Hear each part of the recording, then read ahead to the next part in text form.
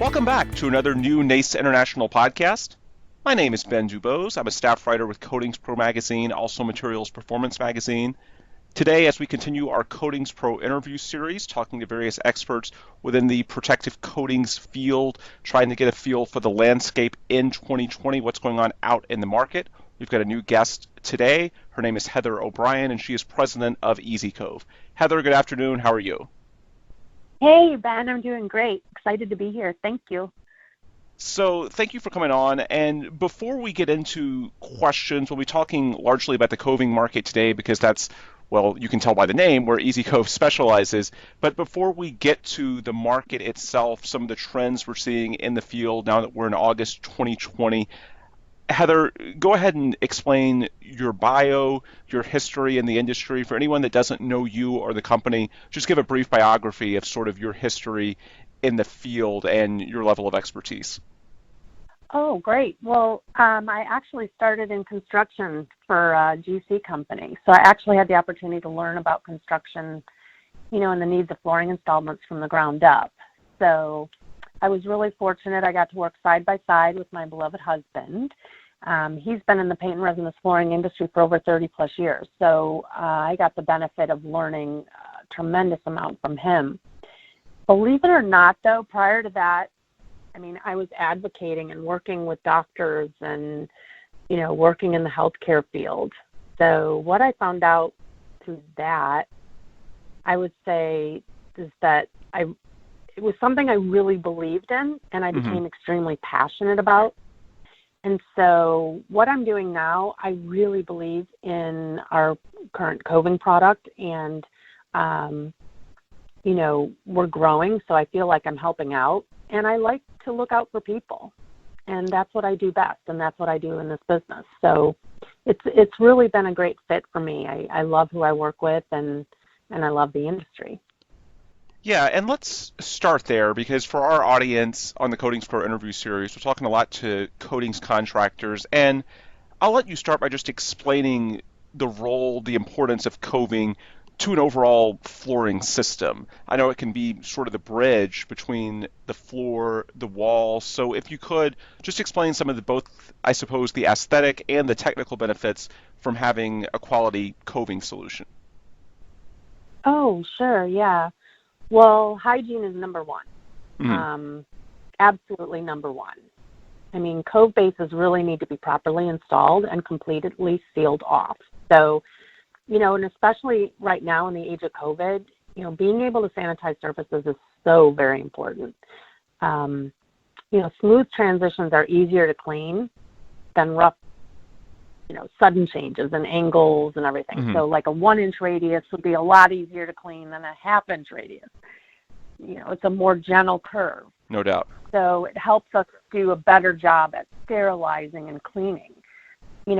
Aesthetically, I would say that coving creates a smooth transition from the wall to the floor. So cove in general helps protect the wall. Cant coves are the more industrial ones, but a radius cove can be super functional and super aesthetic, but again, easy to clean. So for our coatings contractors, what are some of the big challenges when it comes to actually applying cove base? Is it, the expertise of how to apply it? Is it the technical challenge of having the right materials? Just what's the big challenge as far as the application of it? I laugh because, this is like probably my favorite question of all time because trowel down or hand coving wins the award. You literally need to be an artist with hand trowel, okay? So the challenges they face, oh my gosh, the layout, the wall and floor preparation, masking, screed script for the wall, it's crazy. And so much of that, if it's not done properly, you can basically have too many imperfections. So that's why preformed cove bases are becoming more and more in demand. They're time saving and there's less need for a skilled artisan. They really are artists. It's amazing. I've actually seen them do it, and the level of skill that's required. But cove is made up of aggregate and resin. So when you push it up against the wall, it has lots of nooks and crannies. Mm-hmm. I mean, that's where germs can access. So preformed cove is sealed up. So you don't have the same level of porosity as you do with a hand-troweled cove. So when you're trying to seal up, the floor with flooring materials, hand cove is, preformed cove just basically is so much simpler because you don't have to worry so much about how many layers of coating you're putting on to make sure that you're not having those issues with hand trowels. So you just need to worry about the top coast or the broadcast when you're doing a regular cove. I mean, honestly, I have a perfect story for this. When we were in I'm trying to think, it was like it was a food plant. I couldn't remember. And we pulled up the hand trowel and put it under a microscope. And that's one of the benefits I have of working with my husband because he's a top-level NACE inspector. So we had pulled up the hand trowel and looked underneath it, and the microbiology of that was crazy. Moisture had gone right through it, and the customer didn't even know that it had a bunch of contaminants under the surface, and it's just crazy. And that's one of the things that the cove base can help, preformed cove base can help guard against. So. Yeah, that makes a lot of sense, and I think with a lot of things, especially in 2020 and the challenging logistics, the simpler you can make it, the better. So I think that's certainly potentially a strong endorsement of preformed cove base. Speaking of 2020, what market trends have you seen? I know that you all deal a lot within resinous flooring, but are there certain business types that you're hearing in the field that are faring, I don't know, either better or worse than others, given, I suppose, a very unique marketplace in 2020? Is there anyone that's particularly standing out in a positive or negative way? Well, with COVID and the fear, it's logical that seamless flooring has a bright future. I mean, I love market trends. So I'm a researcher at heart, and, one of the things, anyone can do to help grow their business is understand where the market trends are and where they're headed. So, wise person told me once, you don't know what you don't know. But I can tell you that I'm seeing a lot of restaurants, airplane hangars, airport facilities, a lot of industrial settings. I joke with my partner in Canada that, marijuana plants are popping up everywhere. So, but again, I think there's a lot of potential, and based on what I'm reading and what I'm seeing, seamless flooring definitely has a bright future. Yeah, anecdotally, a story I've heard a few places, I just don't know enough examples to say if it's a broader trend, but at least anecdotally, I've heard about restaurants that, especially indoors, for obvious reasons, they're limited for the time being, and a lot of them are saying, hey, this is a perfect time to look at all these types of flooring solutions, not just for the COVID era, but long term, because generally before COVID, the problem with installing a new flooring system is that, well, you kind of have to take your restaurant or certain segments of it out of service for a while, and there's the negative business repercussions that come with that. Whereas right now, because they're not getting the business anyway, you might as well take care of that stuff. Is that something, it sounds like you've heard that too? Correct. Oh, absolutely. I mean, we're actually surprised by how many orders we're getting. Through all this, I mean, our business has grown 35% in the last year. Now, that's either an indication that our product is great or the market is growing. But it's, we've definitely seen a large growth spurt. And I think we had a 6,000 lineal feet order, and, that was going into a huge industrial facility. But yeah, people are taking opportunity during this time where you can't have as many employees, where you have to be careful. They're taking this opportunity to get things, fixed and going when you couldn't do it before, like the restaurants. I mean, we definitely are seeing a lot of restaurants too. So when you look at your clients, and I suppose especially your distributors, I know you at Easycove have a number of partners. What are they telling you? Because what I suspect is one of the more odd dynamics of 2020, depending on where it is that you're based, what country, what region, what state, there can be so much variance based on the COVID conditions, the regulations. What have you heard as far as feedback from distributors, from clients, and is there much variance from one place to the next based on all the different conditions that are out there right now? Absolutely. That is such a great question because, it's just so hard. I mean, so many of us are working remotely at home. So many of us, are unable to travel. But I have been in very close contact. I'm always in close contact with my distributors as much as possible. I mean, they're the backbone to our success. And, everything that they've been telling me is they have been swamped. They have been so excited to get back to work again. They're seeing huge growth.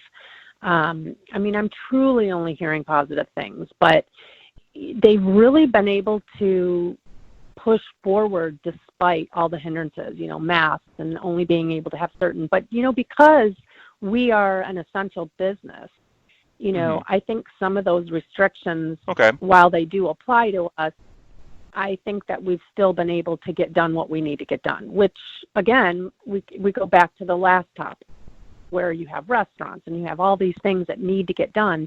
So, I think timing is everything, and I've always been the kind of person that there's always a silver lining no matter where you're at and in what situation you're in. So, I've heard nothing but positive things. So, what's the transition been like with some of the logistical challenges that you referenced? For example, I know a typical year for you go out to World of Concrete, you go to these various trade shows, and you can meet with, be it distributors, clients, people that may be interested in your product, your service.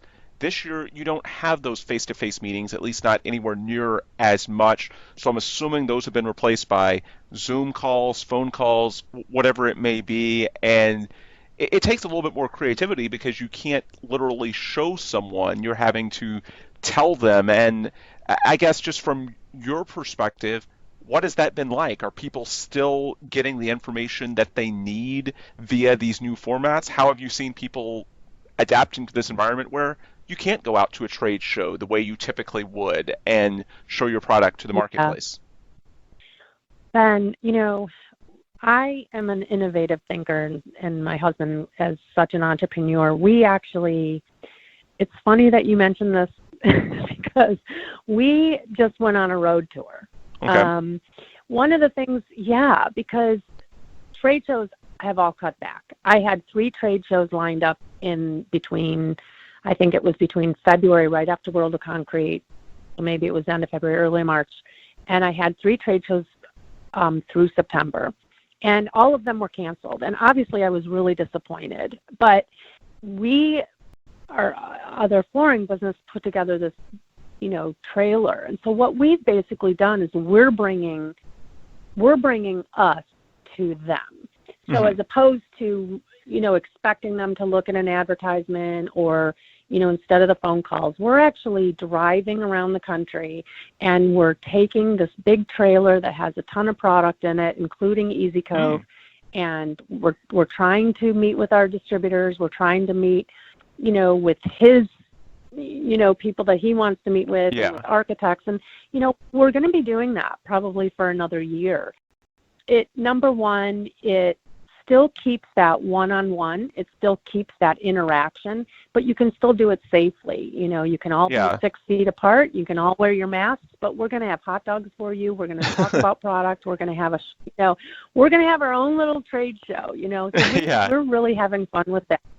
But we're also, I've always been big on advertising. I think advertising, it's not about just showing people the product. It's about making sure they understand how it works, why we're here, why, what's important, what we want to do for you. I'm huge on co-marketing.